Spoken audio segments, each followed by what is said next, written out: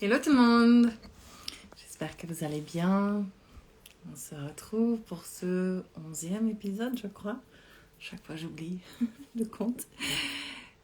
Et donc on se retrouve ce soir avec Laura Medioni qui va nous rejoindre dans un instant. Merci à tous ceux qui se connectent en direct pour ces rendez-vous. Voilà Laura. Hello Laura.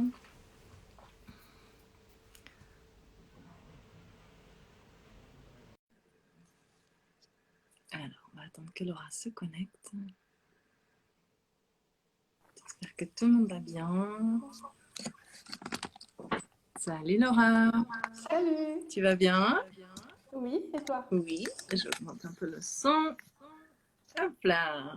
Tu me vois bien? C'est bon et tu m'entends bien? Ouais, je te envoie un Ok. tout petit peu dans l'ombre, mais moi j'ai beaucoup de Ah, lumière de mon côté, donc c'est peut-être pour hmm. ça aussi. Ok, ça va quand même, tu Ouais, penses? ouais. Je Ou- pense que ce qui est important, c'est qu'on t'entende. Ok. Bon, bah, merci beaucoup d'être là, d'avoir accepté ma proposition. Merci pour ton invitation. Je suis super contente d'être là ce soir et de Ouais, passer ce moment avec toi. moi aussi, moi aussi. D'autant que je connais dans les grandes lignes ton histoire, pas dans les détails, mais je pense que ça va être un épisode très intéressant. Donc, bah, l'idée, c'est toujours la même. C'est d'expliquer, d'illustrer ce que vivre son dharma signifie avec les expériences de vie de mes invités, tout en rappelant que on s'en fait toute une histoire souvent de vivre son dharma et que on se sent pas forcément légitime d'avoir un dharma et tout ça, alors qu'en fait, bah, si on est incarné, c'est qu'a priori, on a des choses à faire ici-bas. Et qu'en fait, ça consiste tout simplement à vivre sa vérité, à vivre, à se découvrir aussi le long du chemin et de se rappeler que c'est pas une fin en soi, c'est vraiment un chemin perpétuel de découverte, de guérison, de, de vérité, de justesse, de joie, de paix intérieure, de satisfaction en fait. L'idée c'est vraiment ça, c'est de vivre une vie épanouissante, tout simplement. Sauf que bah, ça paraît, même juste ça, entre guillemets, ça peut paraître assez intimidant. Et puis surtout, ça peut prendre plein de formes différentes. Donc voilà, si tu es d'accord, ce soir, on va utiliser tes histoires, tes expériences à Ouais, toi comme toile de fond pour expliquer un peu tout ça. avec plaisir. Super. Ouais, je résonne vraiment avec toi quand tu dis que c'est un chemin, que c'est une chose. Pour moi, je vois vraiment comme si à chaque fois on accède un peu plus à, voilà, ou comme si c'est quelque chose qui s'affine en réalité et on Mhm. comprend des choses et on évolue et on se rapproche petit à petit peut-être de plus d'alignement. Pour moi c'est vraiment quelque chose de constant en fait, un peu de l'amélioration continue jour après jour, Ouais, c'est ça. issu des découvertes et des compréhensions. Ouais. Et ça peut prendre plein de formes différentes. Et en fait, ce qui est intéressant quand on regarde ce qu'on a fait le long de sa vie, souvent on peut trouver tu sais, Fil conducteur. ouais, merci. C'est toujours les mots en anglais qui me viennent. Ce fil, voilà, qui relie toutes ces expériences et souvent il y a une même énergie, une même essence qui nous a poussés à faire ce qu'on a fait. Donc, bah, écoute, pour commencer, est-ce que tu pourrais dire à ceux qui nous regardent qui tu es, qui est Laura et ce que tu fais? Ok, ouais, je peux faire ça. Et ben justement, je pourrais reprendre cette idée de fil conducteur et peut-être utiliser ça. Moi, après, on peut se définir de plein de façons, mais une façon dont je me vois, c'est vraiment comme une voyageuse, comme une exploratrice à plusieurs niveaux. Donc, que ce soit, j'ai une curiosité vraiment insatiable, donc que ce soit des vrais voyages ou peut-être l'exploration de soi, ou des études, ou des lectures. Et un des fils conducteurs, justement, depuis que je suis née jusqu'à maintenant, ça a été les langues, en fait. Donc, j'ai commencé programmatrice informatique, donc c'était un langage informatique. Et puis, j'étais passionnée par les langues vivantes associées au voyage. Donc, j'ai appris à parler plusieurs langues et je continue à apprendre. Et c'est aujourd'hui peut-être une des choses qui me donne le plus de joie, même si ce n'est pas connecté directement à mon activité professionnelle. Et puis ensuite, il y a eu les langues de l'esprit, donc avec le langage des rêves, la lecture d'aura que je fais aujourd'hui. Donc voilà comment je peux dire un peu qui je suis. Et je pense que ce qui m'anime vraiment aujourd'hui, c'est justement, c'est comment est-ce qu'on peut se rapprocher de notre essence, mieux se connaître, pour justement s'aligner davantage, pour se connecter à notre intuition et pour ensuite avoir le courage aussi de, comme on dit en anglais, walk your own path. Donc je ne sais pas vraiment comment on dit en français, mais marcher notre propre chemin, suivre Ouais. notre propre chemin. Euh, donc ça, c'est ce qui me passionne, l'exploration de soi, de plus grand que soi, de tous les mystères de la vie et d'autres vies. Et après, ça peut se traduire de plein de façons. La façon dont ça se traduit en ce moment dans mon activité, je fais des lectures d'aura, justement, où j'utilise le langage de l'esprit. Je communique avec l'esprit d'une personne pour lire des informations dans son champ énergétique qui vont l'accompagner sur son chemin. Je propose du coaching aussi pour les entrepreneuses du bien-être. Pour les aider justement à se connecter davantage à leur essence et à contribuer au monde avec qui elles sont vraiment. Et j'organise des ateliers aussi, peut-être un peu plus développement personnel, thérapeutique. Une chose qui me passionne énormément, c'est la relation à nos parents, la relation à nos lignées familiales, comment on peut honorer tout ça tout en s'en libérant suffisamment pour justement marcher notre propre chemin. Waouh! Voilà. Quel beau programme! Génial! Génial, génial, génial. Et du coup, tu as déjà un petit peu répondu à la question, mais en fait, moi, ce que j'ai compris en me formant à tout ce qui touche au Dharma, sachant que ça a commencé bien avant mes dernières formations de coaching autour du Dharma, parce que finalement, quand j'étudiais le yoga, etc., ce thème du Dharma, il est issu des philosophies du yoga qu'on étudie dans les formations. Euh, ce qui est vraiment remonté à la surface et devenu évident pour moi, c'est qu'au-delà de ce qu'on fait, c'est pourquoi on fait les choses. Qu'est-ce qui nous anime à l'intérieur et qui nous pousse à aller dans ce sens. Donc, tu as déjà un petit peu répondu, mais est-ce que tu aurais envie d'affiner ça? Et puis après, on va repartir un petit peu dans ton histoire pour voir comment tu es arrivé là. Je pense que oui, j'ai déjà répondu pas mal à cette question et ce qui m'a vraiment poussée, évidemment, ça a été mon chemin personnel. Et on pourra peut-être revenir dessus après si ça te semble intéressant. Dans mon cas, ça a été beaucoup la maladie qui a été comme le point de départ de ce cheminement et une espèce d'insatisfaction et de mal-être un peu chronique. En fait, depuis aussi longtemps que je me souvienne, en arrivant sur cette planète, j'ai toujours eu l'impression que j'étais pas vraiment d'ici, que j'avais pas vraiment ma place. J'ai toujours eu beaucoup de mal à vraiment me sentir bien, je pense, dans mon incarnation. Et donc, ça m'a poussée voilà, dans toutes sortes d'explorations, en quête de compréhension et en quête de mieux-être aussi, et de plus d'épanouissement et de sens. Ouais. Pardon, j'ai un petit rhume. Si vous me voyez boire, je bois un peu de thé pour être sûr que je tousse pas pendant l'interview. Ce thème de la quête, c'est un mot qui revient quasiment dans tous les podcasts. Les podcasts, non, je ne suis pas encore, les épisodes, les interviews.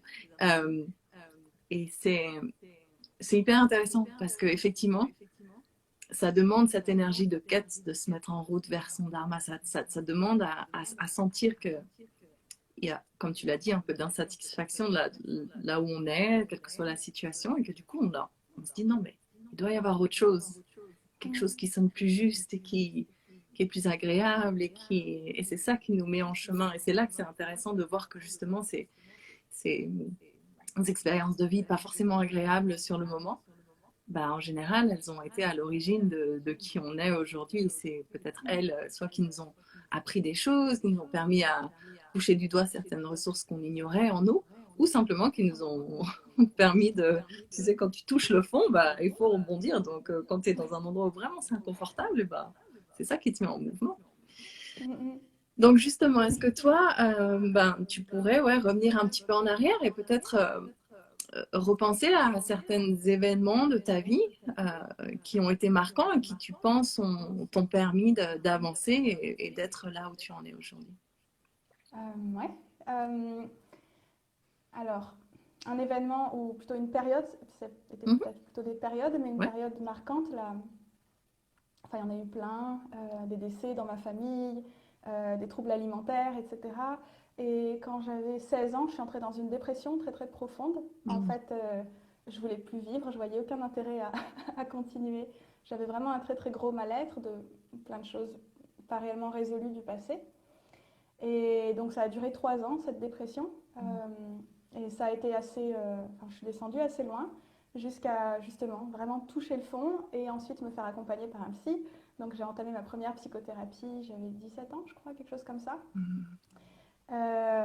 qui a duré peut-être 2 ans. Et donc ça a été l'occasion déjà d'explorer beaucoup de choses, de resignifier beaucoup de choses, d'approfondir vraiment des choses à l'intérieur de moi. Suite à ça, je dirais, quand j'avais 21 ans, un jour, en marchant dans la rue, quand tout allait bien pour moi, d'un seul coup, j'ai eu une douleur hyper vive au genou, d'une seconde à l'autre, sans aucune raison apparente. Et cette douleur est restée. Et en fait, elle est devenue de plus en plus invalidante. J'avais une arthrose terrible aux 2 genoux. Ça a gagné l'autre genou ensuite. Et oui, j'avais 22 ans, je crois, oui, quelque chose comme ça. Et donc, en fait, j'avais plus de vie sociale d'un seul coup. Je me retrouvais privée de toute ma vie d'étudiante. Coucou Anne. De de tout un tas de choses et une incompréhension totale. J'étais une grande sportive à l'époque et une grande étudiante et fêtarde et tout un tas de choses. Et c'est devenu hyper, hyper invalidant. Et donc, il y a eu toute une quête, en fait, de guérison euh, qui s'est finalement soldée par la découverte de la naturopathie. Enfin, qui s'est soldée, non. La découverte de la naturopathie a été sur ce chemin-là. J'ai réalisé que j'étais profondément mal dans mon travail aussi, qu'il n'était pas du tout aligné. Donc, je me suis lancée dans des études de naturopathie après avoir laissé mon travail. Au moment où j'ai décidé d'étudier la naturopathie, paf, autre maladie, encore plus euh, gênante, enfin une maladie intestinale assez sérieuse, assez compliquée,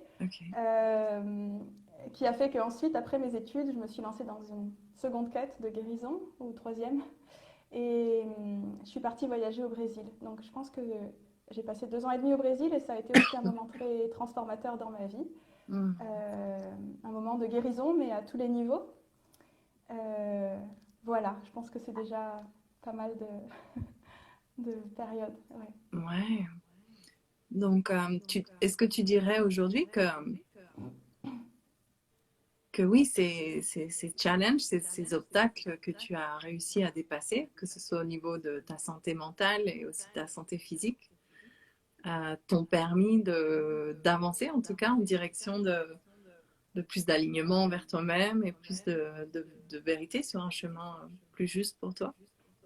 Ouais, complètement. Oui, oui, oui. Ouais. Sans l'ombre d'un doute. Et j'ai beaucoup, beaucoup de gratitude pour chacun de ces moments de vie qui m'ont vraiment permis de transformer beaucoup de choses et d'aller voir derrière peut-être un certain confort ou une certaine habitude ou un lot de conditionnement pour vraiment aller à la découverte de qui j'étais. Ouais. Et je pense que oui, je pense qu'il y a eu un moment aussi où finalement j'ai réalisé que j'étais dans une quête de guérison et un peu que cette quête de guérison aussi elle provoquait comme une sorte de tension en fait. C'était devenu il faut guérir, il faut guérir, il faut guérir. Et il y a eu un moment qui s'est produit aussi où j'ai lâché ça et c'est là qu'il y a eu le plus de transformation en réalité. Est-ce que c'était quand tu étais au Brésil, ça? Ouais, oui, Tu veux oui. nous raconter un petit peu? Ouais. Euh, oui, tu veux dire cette partie-là plus spécifiquement quand je dis que j'ai lâché Ouais, ou prise ce qui s'est passé pour toi au Brésil qui t'a permis peut-être ouais, de guérir ou en tout cas de te faire grandir. Ouais. Pour moi, aller au Brésil, c'était déjà faire une chose que j'avais toujours rêvé de faire et que je m'étais jamais autorisée à faire.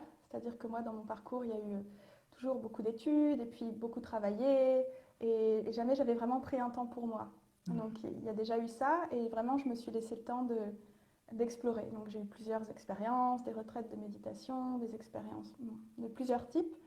Mais ma santé continuait à se dégrader, continuait à se dégrader, continuait à se dégrader, malgré le fait que j'avais l'impression de mener une vie relativement épanouissante, que j'avais plus vraiment de stress en fait. Je travaillais très peu et je gagnais juste de quoi vivre tranquillement en faisant quelques massages par-ci par-là. Donc, tu avais Et en osé voyant que partir, t'avais osé partir ta santé n'étant pas encore complètement...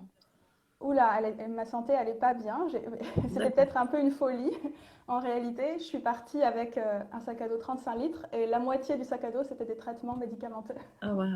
Et l'autre moitié, c'était des vêtements. Hmm. Et j'ai voyagé avec ça pendant 2 ans. Avec du recul, c'était peut-être un peu inconscient, mais quand je regarde tout le chemin que j'ai parcouru, en fait, je vois à quel point chaque moment a été vraiment important et a vraiment joué son rôle dans ce que j'ai transformé ensuite. Mais oui, voilà.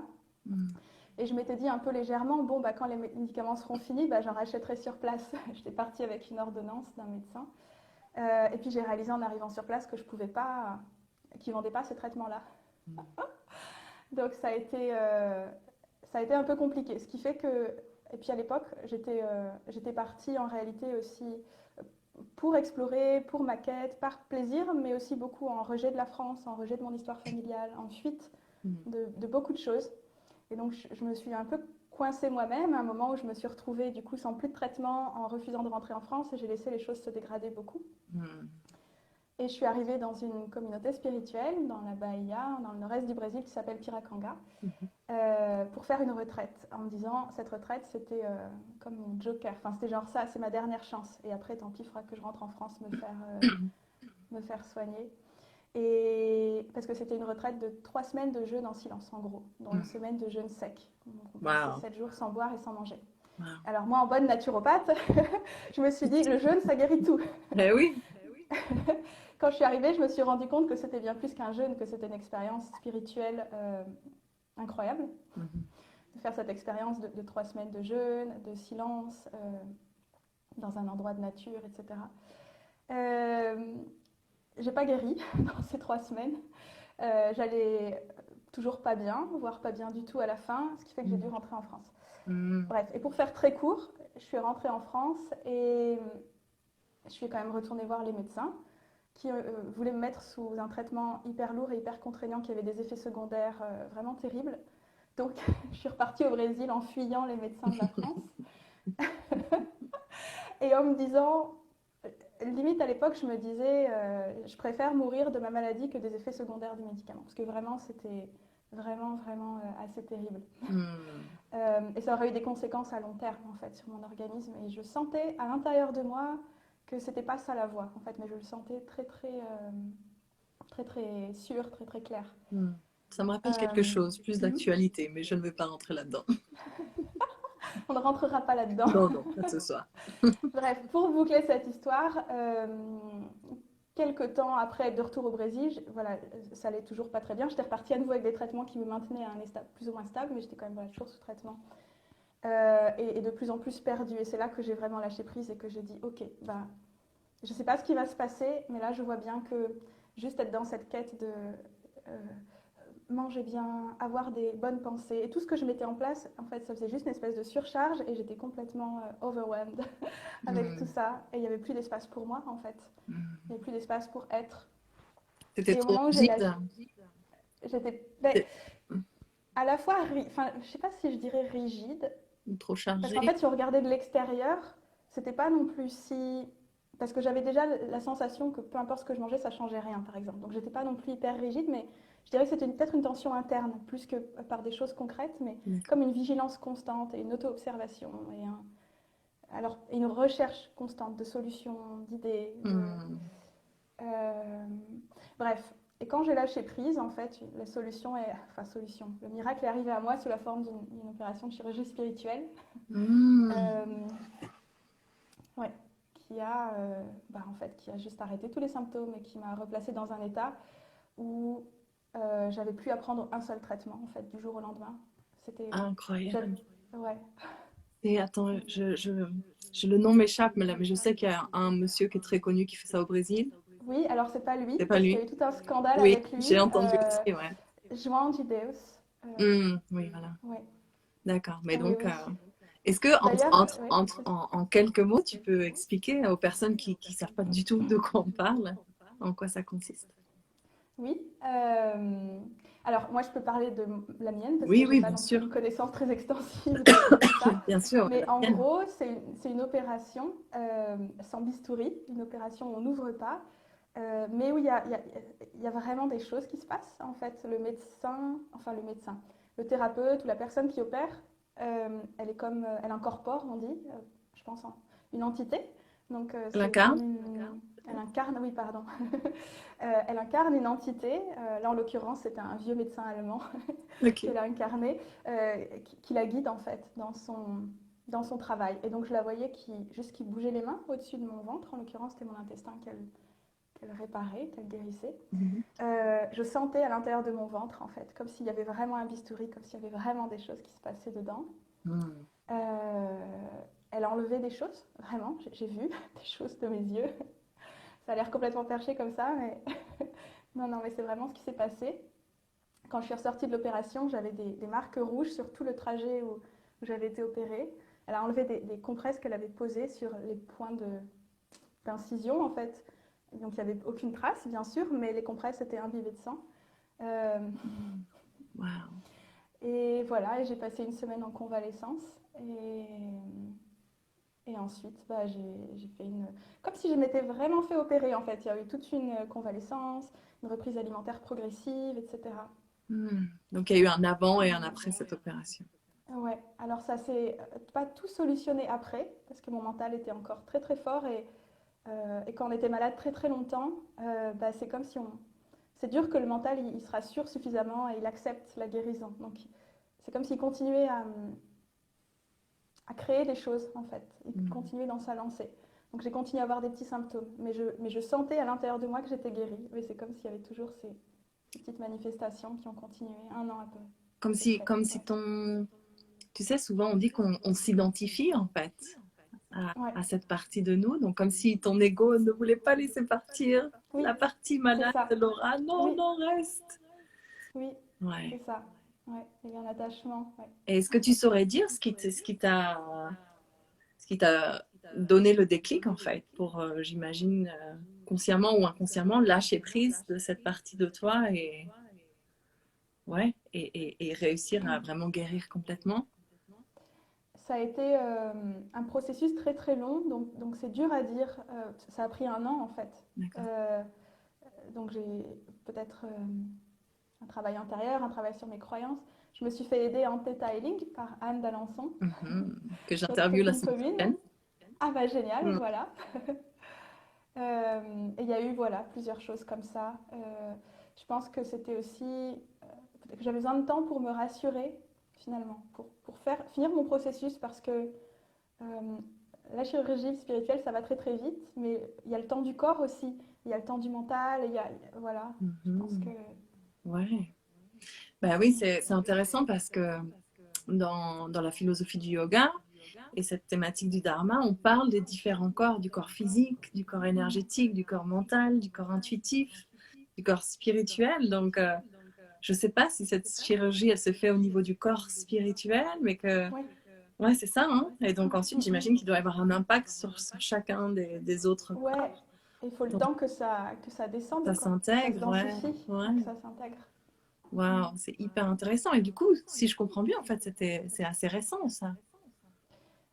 Ça date de 2019 ou 2020. Je suis vraiment perdue dans Ouais, les enfin, dates. oui, voilà, quoi, il y a Oui, à peine 2 ans.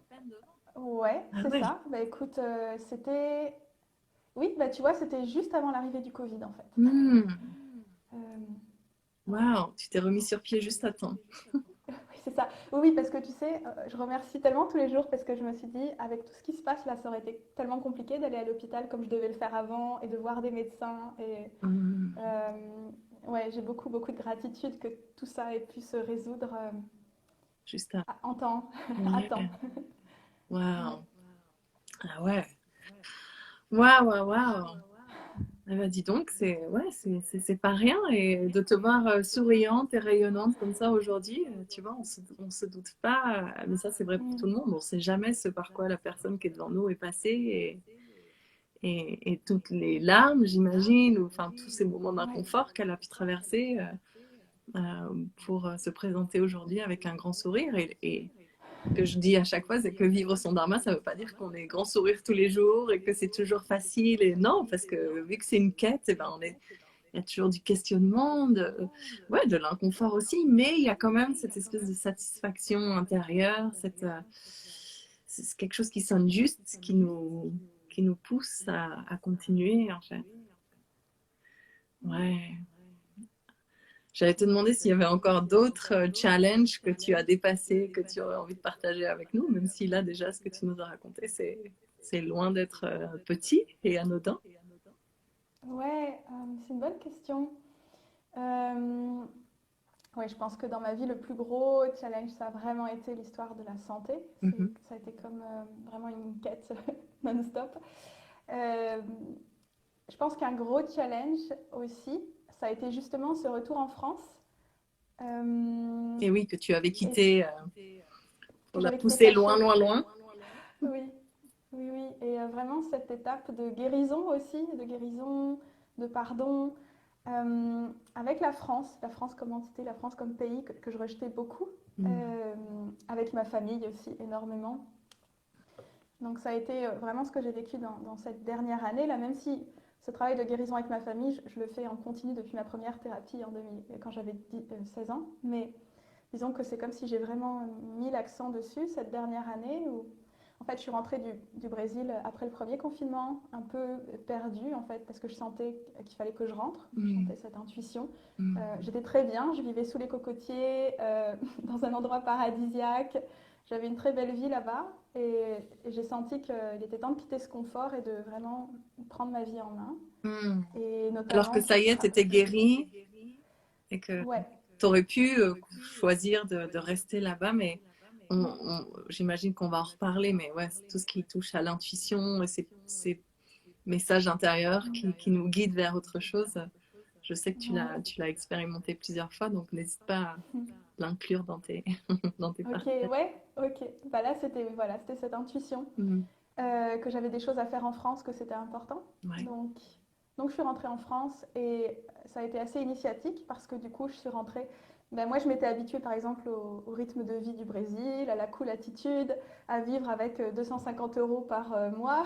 Donc, il n'y a pas à avoir à mettre en place beaucoup de choses voilà, pour assurer mes frais quotidiens. Je suis rentrée en France, il faisait froid, je n'aimais pas la France, j'étais encore euh, j'avais pas d'endroit où aller. Il fallait que je trouve à louer typiquement un logement, mais on me demandait des papiers et un CDI et des preuves et voilà, et toute cette paperasse française.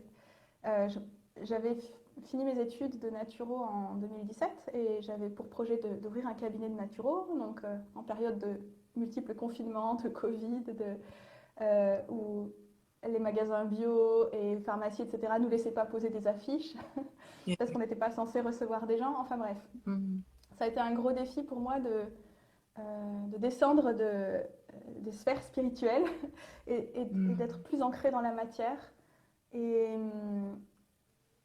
d'être aussi d'intégrer une énergie plus yang, je dirais, et de faire vraiment des choses, de résoudre un peu ma vie, quoi. que je fuyais vraiment les questions matérielles ces dernières années. Et donc, bah voilà, acheter une voiture, louer quelque part, créer un statut, et puis toute cette partie vraiment de guérir encore des choses avec ma famille et de transformer cette relation avec mes parents. Ouais. Ok. Et du coup, comment ça s'est fait ça? Parce que du coup, je sais que tu es allée t'installer en Dordogne. Ouais. Et comment, ouais, est-ce que tu as, je sais pas, qu'est-ce que tu as mis en place pour pouvoir actionner? Parce que clairement, je sens que cette énergie yang, que depuis, tu as mis en place plein de choses. Donc, il y a dû y avoir quelque chose qui s'est fait pour t'accompagner. Oui. Alors moi, je suis allée en Dordogne parce que je me suis installée à côté du village des Pruniers. Est-ce que tu connais le village des Pruniers? De non, j'y suis jamais allée, Ok. mais et je sais que c'est le nom le village de ce moine bouddhiste dont je ne prononcerai pas le nom. Tishnatan. Ouais, merci. Ouais. Voilà, c'est un monastère bouddhiste zen et j'avais fait plusieurs retraites du temps où c'était encore ouvert. Euh, et donc, quand je pensais à la France, j'arrivais à penser qu'à un seul endroit, c'était celui-là. Donc, c'est encore mon intuition que j'ai suivie. Là-bas, le monastère était fermé, mais il y avait toute la Sangha, donc la communauté de pratique, qui est toutes ces personnes qui étaient venues au fil des années, qui sont venues au fil des années s'installer autour du village, qui sont très unies, il y a une grande solidarité. Et ça, pour moi, ça a été vraiment du baume dans mon cœur de sentir que, ok, je pouvais être en France et un peu en famille, entre guillemets, dans un endroit qui m'accueillait, dans un endroit où on serrait les coudes, où on s'aidait les uns les autres. J'étais accueillie tellement bien, avec tellement d'amour, avec tellement de générosité. Donc ça a vraiment facilité la chose, je dirais. J'ai trouvé finalement, après des recherches un peu plus conventionnelles, j'ai changé un peu de stratégie, j'ai manifesté, écouté mon intuition et j'ai trouvé un super endroit à louer où on ne m'a rien demandé du tout. Et à partir de là, j'avais enfin peut-être un cadre sécurisant que je n'avais pas eu depuis des années en fait, dans lequel je pouvais me déposer, un peu comme un cocon, un endroit très safe. Il ne se passait pas grand-chose au village des Pruniers, mais du coup ça m'a laissé beaucoup de temps, beaucoup d'espace pour créer mon statut, faire The Great Work, qui a été vraiment le point de départ qu'on a fait ensemble, c'est comme ça qu'on s'est connus. Oui, qui est un programme de coaching, pour ceux qui ne connaissent pas. Ouais, pour développer nos activités. Et ensuite, voilà, les choses elles se sont mises en place assez naturellement, en fait, étape par étape. Je me suis fait coacher, j'ai commencé à lancer des choses, et voilà. Et en fait, c'est allé très très vite aussi. Quand j'ai eu vraiment décidé que j'allais le faire et que j'allais plus renoncer ou fuir et mettre en place ce qu'il fallait. Ouais, c'est hyper intéressant parce que ça aussi, c'est un thème qui revient systématiquement. C'est à la fois cette écoute de son intuition, cette écoute de ce qui est juste pour nous. D'ailleurs, parfois, c'est de suivre l'intuition qui ne fait pas forcément du sens au niveau du mental, mais il y a quelque chose ailleurs dans le corps qui nous dit c'est par là que ça se passe. C'est pas facile à suivre parce que soit ça fait pas de sens pour nous, soit ça fait pas de sens pour les autres qui viennent nous renvoyer un peu leur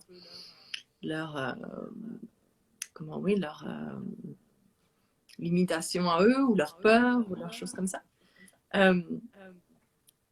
Et donc il y a un moment où il faut lâcher prise, il faut avoir confiance que ce qu'on ressent est juste. Mais il n'y a pas que je lâche prise et puis j'attends que ça se passe. Il y a vraiment cette mise en mouvement, ces actions qu'il faut prendre.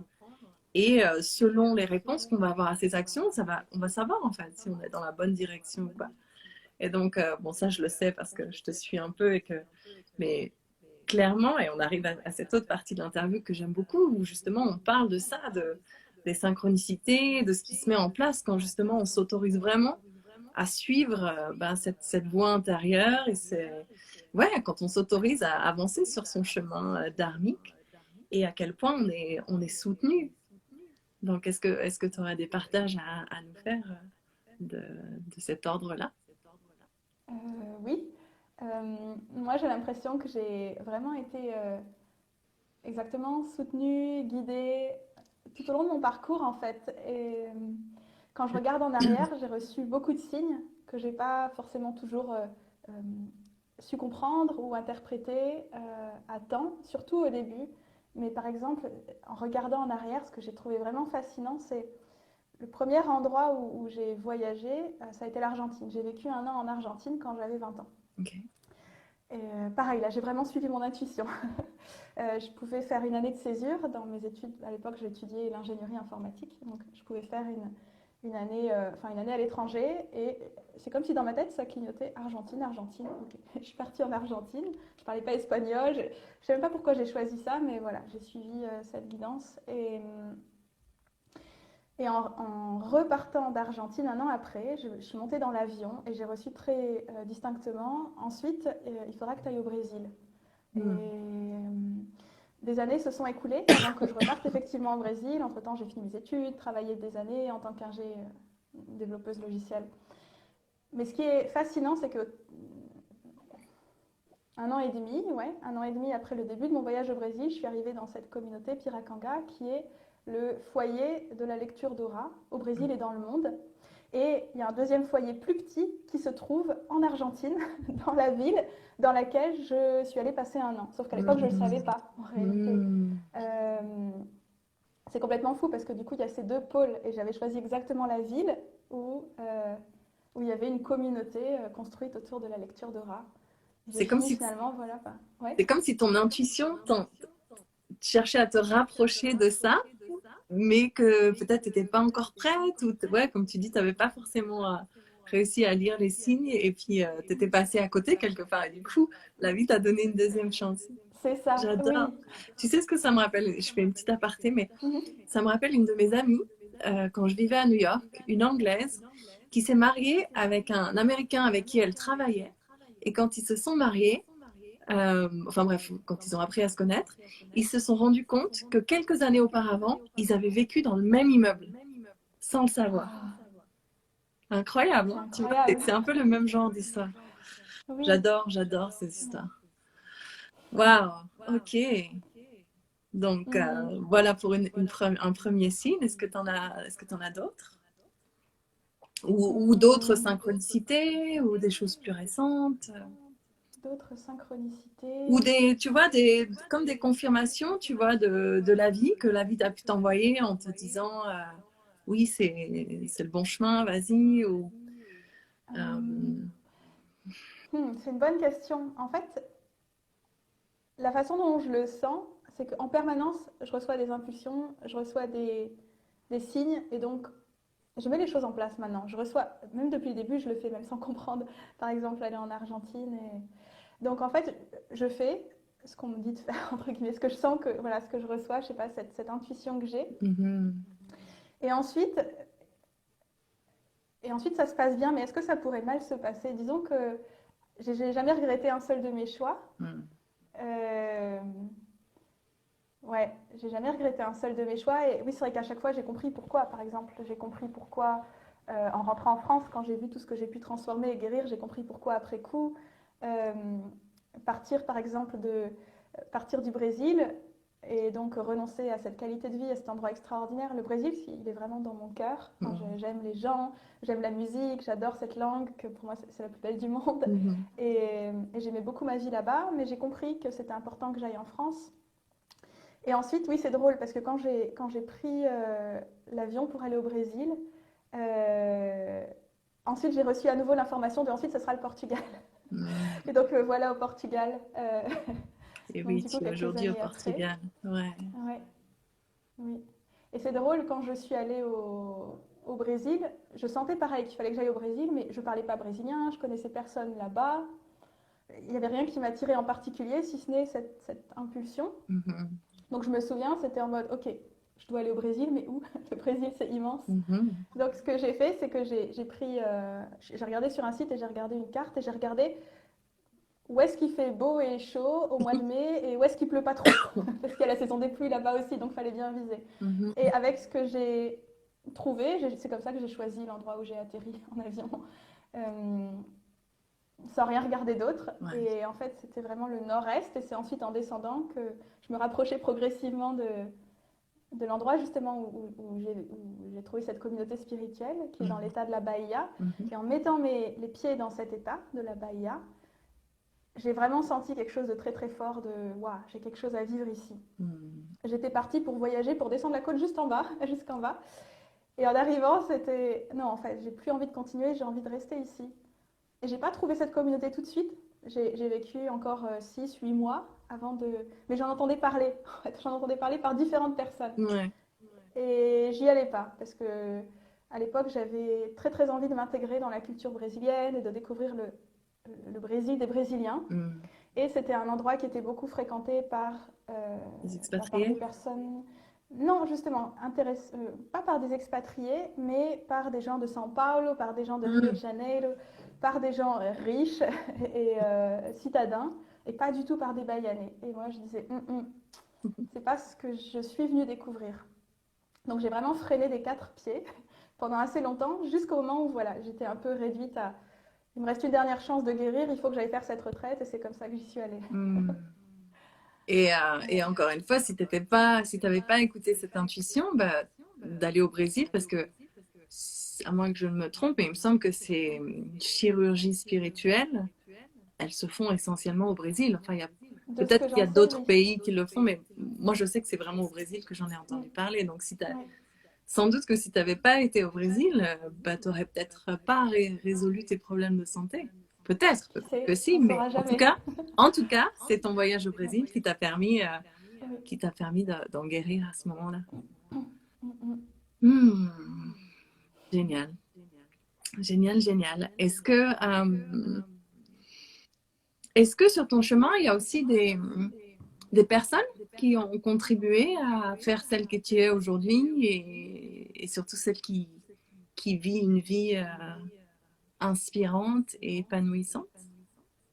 Hmm. Il y a tellement de personnes. Je pense que chaque personne que je croise, elle m'apporte quelque chose à sa façon. Ouais. Alors des personnes peut-être plus impactantes que d'autres. Euh, Chacun de mes thérapeutes. J'ai Mhm. fait des longues thérapies dans ma vie et moi je suis plutôt du genre à rester avec quelqu'un quand je trouve quelqu'un de bien, avec qui ça fonctionne bien. Donc j'ai eu des thérapeutes qui m'ont accompagnée sur des longues périodes et chacun d'eux m'a vraiment apporté énormément, m'a aidé à me transformer. Mhm. Donc il y a eu ça. Euh, il y a eu des professeurs, par exemple les professeurs de l'école Dora, Mhm. qui, euh, qui m'ont apporté beaucoup. J'ai beaucoup de gratitude pour l'école Dora à ce jour parce que vraiment, euh, ça a été l'endroit, le tremplin, ce qui m'a vraiment permis de m'approfondir beaucoup dans la spiritualité et de découvrir plein de choses que je ne soupçonnais pas. C'est grâce à l'école Dora que aussi j'ai eu accès à cette chirurgie spirituelle. Enfin voilà. Donc j'ai beaucoup de gratitude pour avoir appris aussi ces techniques merveilleuses que j'utilise aujourd'hui. J'ai eu des amis, j'ai pas beaucoup d'amis, mais c'est des amitiés très très belles et très très profondes. Et donc c'est aussi des amitiés qui ont été très déterminantes et j'ai eu beaucoup de soutien et beaucoup d'aide dans les moments justement où je flanchais, où j'étais complètement perdue. Il y a eu beaucoup de larmes, beaucoup de désespoir avec toutes ces maladies et vraiment voilà, j'ai beaucoup de gratitude. J'ai beaucoup de gratitude pour ma famille aussi. Euh, Aujourd'hui on a une très très belle relation et en fait, quand on regarde à niveau spirituel et quand on pense à corps spirituel et on choisit la famille où on s'incarne, j'ai tellement de gratitude du rôle qu'ils ont joué parce qu'ils m'ont permis aussi de me découvrir. Ouais. Ils m'ont permis d'accéder à tout ça Mhm. par, par les dynamiques familiales, par tout ce qu'il y a eu. Euh, Ça, c'est tellement... oui. je fais juste une petite aparté, mais c'est vrai que d'avoir cette compréhension spirituelle que rien n'arrive par hasard, qu'on s'incarne dans des familles qu'on a choisies, et que parfois c'est difficile à entendre parce qu'on vit des choses tellement dures, mais avec le recul, avec le temps et avec cette compréhension, ça peut arriver à des choses magnifiques comme ce que tu viens d'exprimer, de ressentir de la gratitude pour tout ce qui a été aussi inconfortable soit-il, parce que sans ça, on ne serait pas qui on est aujourd'hui en fait.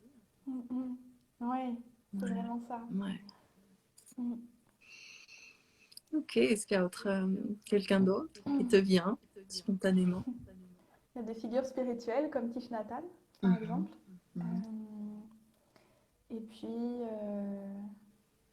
oui, et voilà, je pourrais citer tellement de personnes, des coachs comme Anne-Claire Méret, mhm, qui m'a sacrément aidée en fait et accompagnée à vraiment créer mon entreprise, créer mes activités, développer mes activités et sortir un peu de l'ombre aussi. mhm. D'arrêter d'être une planquée, comme elle dit souvent, pour elle-même. Voilà, c'est ça. Ouais. Génial. Et sûrement que j'oublie plein de personnes et plein de choses, mais Ouais, mais l'idée, voilà. c'est pas de faire une liste exhaustive, c'est juste voilà, s'il y a quelques personnes. Et ce qui m'intéresse, moi, c'est de voir que justement, ça peut être des personnes qui ont inspiré, mais aussi des personnes qui ont généré des sentiments et des émotions pas forcément agréables sur le moment, mais pour qui on peut ressentir de la gratitude aussi. Ouais.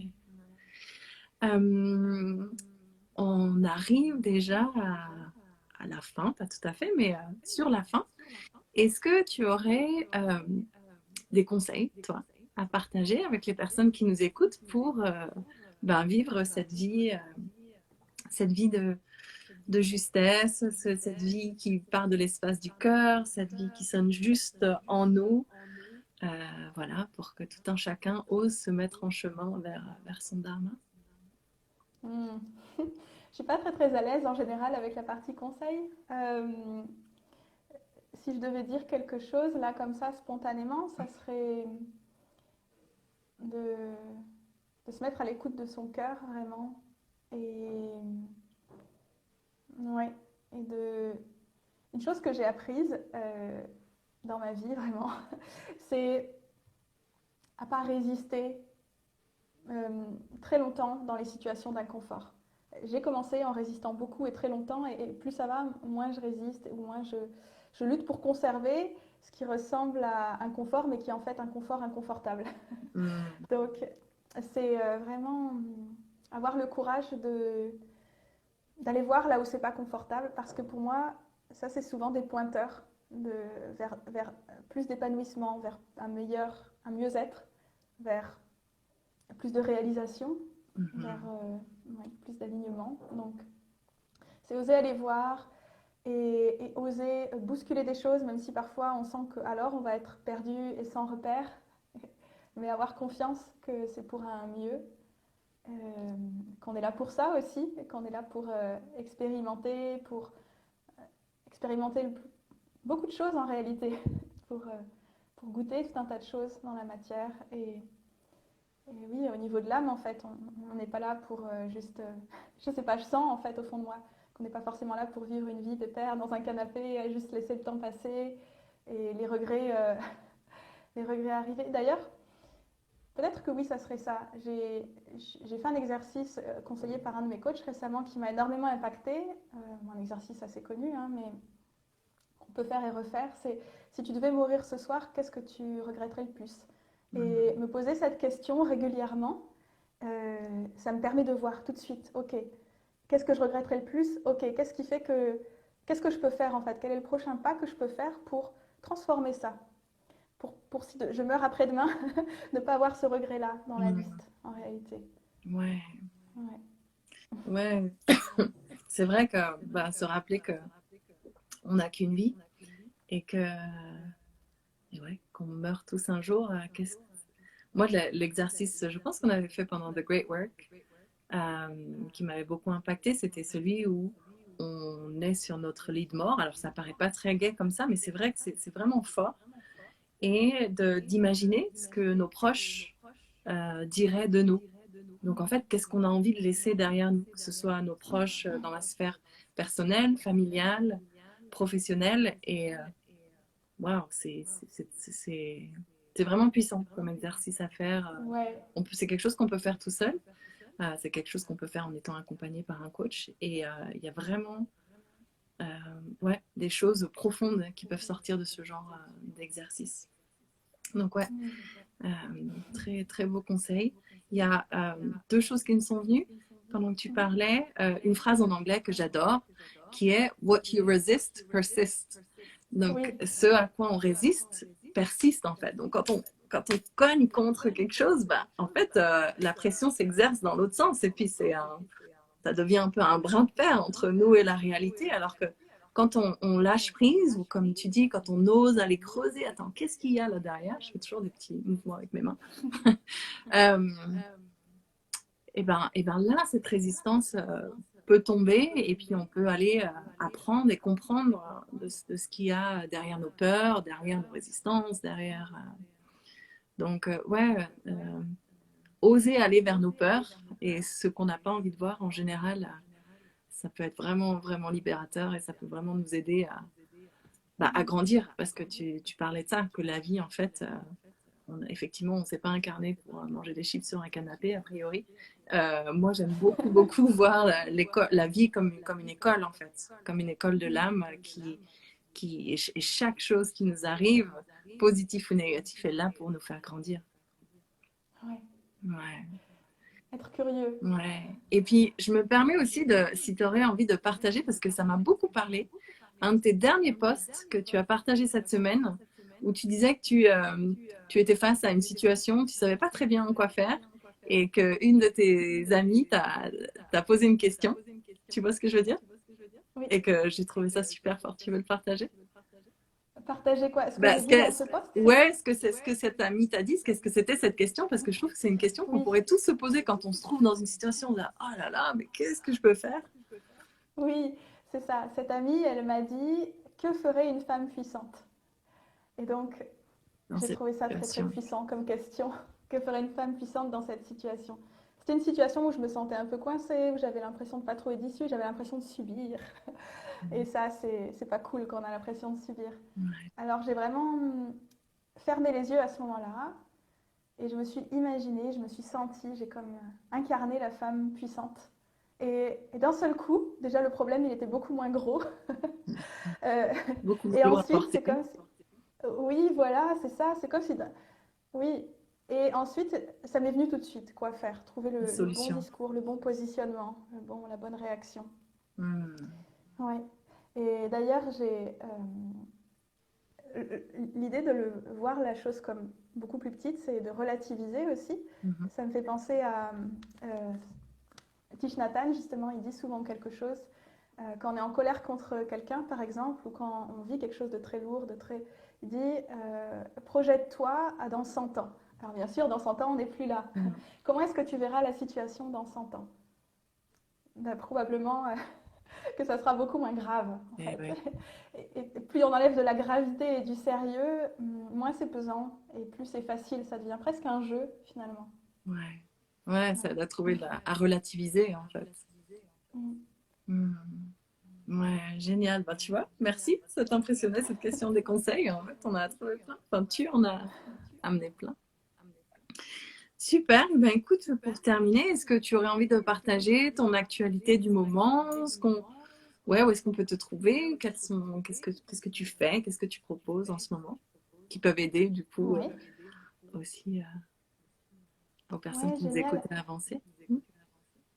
Alors actuellement, je propose des lectures d'aura. Donc je crois que mon agenda, par contre, il est plein jusque décembre. Donc voilà, à partir de janvier, je vais ouvrir des créneaux. Mhm. Euh, donc ça, c'est en individuel. Mais je propose régulièrement, enfin une fois par mois, des lectures d'aura en groupe aussi sur Instagram. Enfin, sur Zoom, mais j'en parle sur Instagram. Hmm. Et pour Les avoir lectures fait la d'aura, c'est lecture d'aura, vraiment... c'est très puissant. ah, Excuse-moi, je t'interromps, mais oui, oui, non, non, ouais. pas de souci. Ouais, c'est puissant. L'idée, c'est vraiment euh, d'accéder à la sagesse infinie de notre esprit et donc d'avoir plus de clarté sur notre moment présent. Parce que quand on y voit plus clair, c'est plus facile ensuite de savoir où avancer, quelles décisions prendre, quelles choses mettre en place. Donc il y a Ouais. voilà, la lecture d'aura. Le coaching, je propose du coaching individuel. Et je propose aussi en ce moment un coaching de groupe qui va démarrer le 16 novembre. Donc c'est encore possible de s'inscrire. En réalité, il me reste 2 places. Mhm. Et ce coaching de groupe, il s'appelle, je l'ai appelé Boss Sisters. Donc c'est pour les femmes qui ont une activité dans l'entrepreneuriat et plutôt dans le domaine du bien-être ou dans un domaine assez conscient. L'idée, c'est d'accompagner ces femmes, ça va être un petit groupe de 6 personnes, de les accompagner à développer, enfin à stabiliser et à développer leurs activités. Donc en allant s'intéresser à plein d'aspects clés de la vie de l'entrepreneur, parce que finalement, être entrepreneuse et réussir de ses activités, c'est pas seulement être une bonne coach, une bonne thérapeute, une bonne masseuse, c'est aussi eh bien, travailler la confiance en soi, travailler son organisation, sa stratégie, travailler son rapport à l'argent, mieux se connaître pour mieux mettre en lumière nos ressources uniques et les communiquer, euh, développer sa créativité, etc., etc. Et donc c'est vraiment tout ce qu'on aborde sous la forme de 5 sessions live de 2 heures, des sessions de groupe. Donc à chaque Mhm. fois, il va y avoir 1 heure de lecture d'aura en groupe où on va aller explorer un de ces points pour apporter un nettoyage énergétique, un déblocage, plus de clarté. Et la deuxième partie, c'est du coaching de groupe avec des exercices concrets, passage à l'action, etc. Ça dure donc 5 semaines. Session de groupe, diagramme de soutien, où vous allez pouvoir vous aider les unes les autres. Et aussi une session individuelle de coaching comprise dans ce programme. Voilà. Génial. Avec Et l'esprit de sororité, j'imagine, et oui, d'entraide entre exactement. les L'idée, personnes. c'est de créer du lien parce qu'on peut se sentir parfois très seul quand on est entrepreneuse. Et donc, voilà, c'est vraiment de tisser des liens pendant le programme, mais qui vont perdurer au-delà du programme. Hmm. Ouais. Génial, super beau projet. D'autant que, ouais, je pense que c'est vraiment le moment idéal, qu'il y a plein de gens en ce moment qui pensent à changer de vie, qui ont changé de vie, qui ont fait des sauts dans le vide. Et ouais, et parfois, on ne sait pas forcément, comme tu as dit, on peut être passionné par quelque chose et ça ne veut pas forcément dire qu'on sait comment mettre tout ce qu'il faut en place pour que ça fonctionne. Donc, génial, génial, génial. Tu m'entends? Ça coupe un petit peu, j'ai l'impression.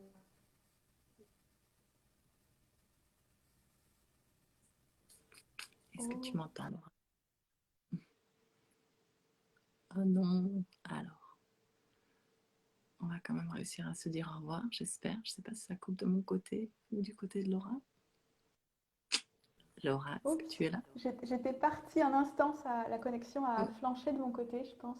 Ouais, j'ai vu. Est-ce que tu es de retour là? Tu m'entends bien? Là, je suis de retour et je t'entends bien. Ouais. Ok. T'es Par un contre, tout j'ai petit peu écouté ce que pixelisé. tu as dit. Ok. Ouais.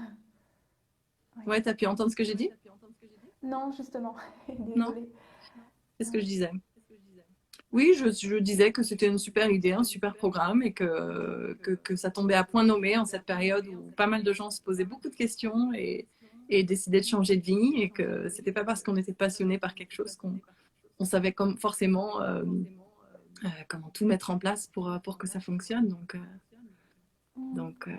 voilà, Une génial. chose, Super, une super chose projet. qui me motive, c'est vraiment cette idée de plus être seulement thérapeute ou coach, mais comment dire, de conscientiser le fait aussi que quand on est entrepreneur, ben, on est aussi chef d'entreprise. Donc c'est vraiment Mhm. de rentrer dans cette posture Mhm. pour aussi Ouais, pouvoir créer une activité qui fonctionne, dans laquelle on est dans la fluidité, dans la douceur vis-à-vis de nous-mêmes et le succès. Ouais. ouais, et c'est vraiment marié à cette énergie yin et yang dont on parlait tout à l'heure et dont j'ai parlé pas la semaine dernière, mercredi avec Charlotte de Sylvie. Ouais, c'est tellement important. Enfin, souvent dans la vie, tout est question d'équilibre et de dualité et de danse entre tout ça. Ouais. Super, Laura. Ben, merci beaucoup. Est-ce que tu as autre chose que tu voudrais rajouter avant qu'on se quitte? Ben, je voulais juste te remercier de m'avoir invitée. J'ai adoré passer ce moment avec toi. J'espère que j'ai pas trop parlé. Pas C'était du tout. vraiment super chouette. Pas du tout. Ouais. Non, ça coupe encore. Ouais, ça Oui, coupe encore. Je sais pas si tu m'entends bien. En tout cas, non, tu n'as pas du tout oui, je trop t'entends. parlé. Au contraire, l'idée, c'est vraiment que mes invités se révèlent et racontent justement parfois même des choses un peu intimes. Voilà, de voir que ces moments inconfortables, en général, ils sont vraiment juste là pour nous mettre sur la trajectoire de notre dharma. Donc, non, merci beaucoup d'avoir partagé toutes ces expériences de vie plus ou moins agréables avec nous et d'avoir Ouais, inspiré avec toutes les plaisir. personnes qui nous ont écoutés en live et puis en direct, enfin oui, en live et en replay. Je mettrai le lien en replay, j'espère. Voilà, à oser écouter leur intuition et puis à avancer sur ce chemin de sens en fait, parce que c'est ça, c'est de vivre Ouais, une vie qui fait du sens, pas pour les autres, mais pour nous-mêmes avant tout. exactement. Oui, c'est tellement ça. Ouais, Ouais, merci à toutes les personnes qui étaient là et qui regarderont le replay aussi ouais, pour ouais. votre Comme temps. à chaque fois.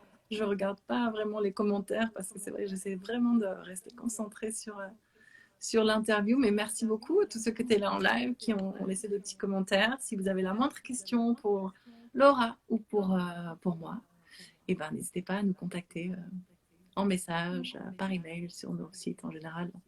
On trouve tout ça sur les profils Insta. Oui, voilà, j'ai mon profil Insta, j'ai mon site web. C'est possible d'entrer en contact. Super. Merci Laura, passe une belle soirée. Profite du sud du Portugal qui me fait rêver. Je voyage avec toi par procuration. Viens me voir. Merci Perrine. Ouais, bientôt, bientôt. À bientôt. Bonne fin À de bientôt. week-end. Ciao. Merci tout le monde. Salut.